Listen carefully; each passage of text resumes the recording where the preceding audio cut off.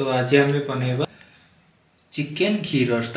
प्रथम नवा चिकेन, लुण, हलदी पाउडर, दही, अदा, रसुण, फाळे लेंबू, सुखिला लंका, घीओ, तेतुली, धनिया आउ ब्लैक पेपर।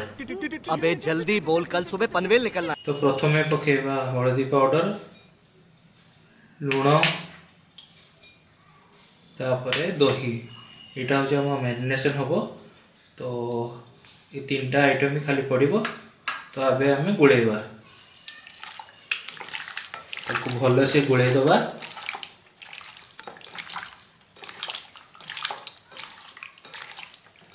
तो गुड़े की या पाखापाखि आम अध घंटे रु घंटे, आप टाइम जदि अच्छी आप घंटे छाड़ू ना अध घंटे भी हो ये। तो या रखीदे खुलारे अध घंटे। आप घंटे मैरिनेट करेंगे आहरी भल हम। तो आम तेतुली पानी ढाल छाड़देव या जेहेतु तेतुली नरम जमी हो।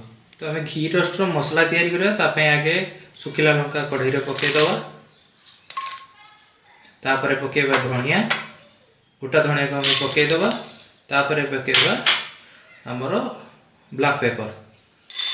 तो एबे ताको लाड़ीबा आम हल्का हल्का हल्का आँच हल्का लाड़ीबा, हल्का रोस्ट करवा या। तो एमती किसी आमर रोस्ट होबे आपको गैस फ्लेम बंद कर या आगे ठंडा करवा। पूरा मसला को गोटे ढाई नवा गोटे जगह को पूरा ठंडा है जाके ग्राइंड करने मसला पकेबा। तो ये ठंडा हो जाओ, मसला ठंडा आम ग्राइंडर जार को ट्रांसफर करदे। तो ये तादेह आम पकेबा अदा, तापर रसुण। तो ये आम दबा नेबू फाड़े जो काटिकी रखीचे चोपाड़ी दबा। तापर पकेबा पानी, अल्प हल्का पानी ग्राइंडिंग में जी दरकार जी पानी। तो ये आम ताको ग्राइंडिंग करवा।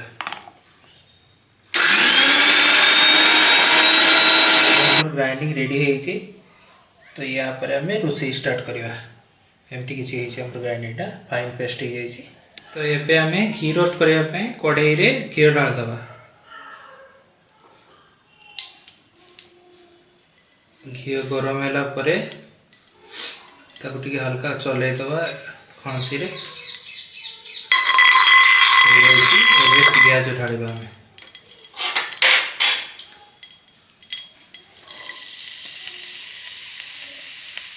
पियाज को लाड़ी नवा। तो धीरे धीरे धीरे धीरे चलेबा आम। देखिए जमी पियाज जली न जाए। मालूम है तेरे बाप को मत सिखा, चल। घीर बास्ना बहुत ही सुंदर आसी। आप मैंने प्योर देसी घी यूज करेंगे। तो हमारे पियाज गोल्डन कलर हो जाए। जो मसला ग्राइंडिंग कर रखिए ढाड़ा। तो ये आम चल नवा धीरे धीरे हल्का लाड़ी लगा खंचारे खंची साहाଯ୍य हल्का हल्का हल्का हल्का लाड़ी लगा।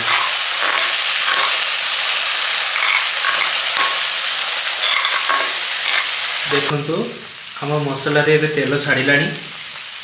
तो ये आम जो चिकेन मैरिनेट करी तादेह ढालदे। तो ये चिकेन को आम मिसई नवा मसला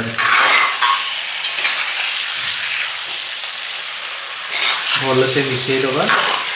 ध्यान रखिए मीडियम आँच बनइबे कहीं आम या पानी दबानी।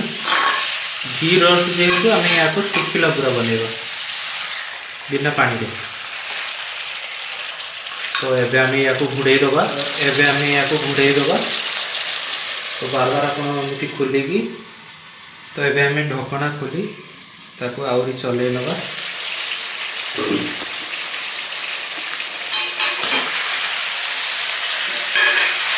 तो ये देखो केमती कलर हो। चिकेन पानी रे से रोषे हम। चिकेन जो पानी छाड़ चिकेन धीरे धीरे धीरे धीरे से चिकेन पानी रे चिकेन बॉयल हो। अरे कहना क्या चाहते हो? देखो केमती सुंदर कलर आसी जाए। केते सुंदर कलर देखा देखो। देखापी जमी सुंदर खावाई भी सेमती टेस्टी। आपण मैंने निहाती ट्राए करेंगे अपन या कौन भी खाईपर भात साथ भी आउ रुटी साथ भी। एबे ढकना खोली देखिए केमती देखो केमती कलर आसी पाखापाखि 50% चिकेन कुक हो जाइए। एबे आपको आम मिसई नवा देखा तले लगी जाइए ना कौन जेहेतु लो मीडियम फ्लेम आम बनाऊँ तो तले लगी ना एमती धीरे धीरे या एमती रोषे करेंगे। तो एबे आमर चिकेन पाखापाखि 90% कुक हो सारे जो एबे आम तेतुली पानी करके रखी से तेतुली पानी को एबे देदेबा तो लाड़ी नवा एबे देखो पाखापाखि चिकेन आमर रेडी आसला कलर भी मस्त देखा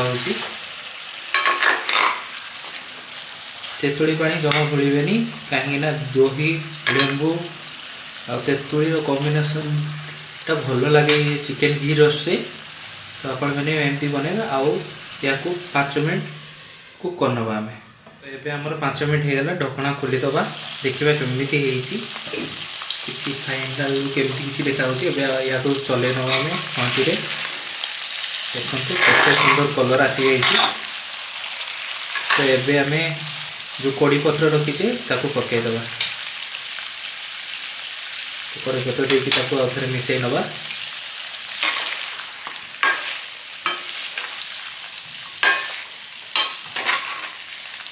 तो एमती किसी देखा आमर चिकेन घी रोस्ट एबे या को आम प्लेटिंग करवा। तो एबे आम प्लेट को बाहर कर नवा चिकेन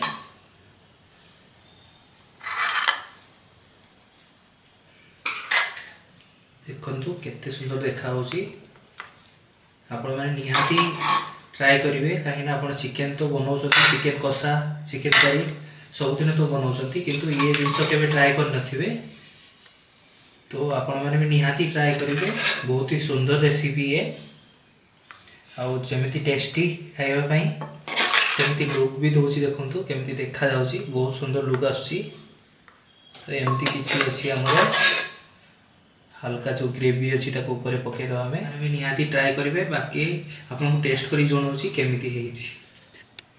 तो अब प्लेटिंग करने गोटे रखीदबा कड़ी पत्र केमिति है चिकेन घी रोस्ट ट्राए करवा। आम भात साथ नहीं केमती है आपन को ट्राए करी कहूँ। ओह बहुत सुंदर आपण मैंने निहाती ट्राए करेंगे देखिए केमती है जो प्रकार आपन को इंस्ट्रक्शन दिखाई से हिसाब से बनइबे आपण मैंने।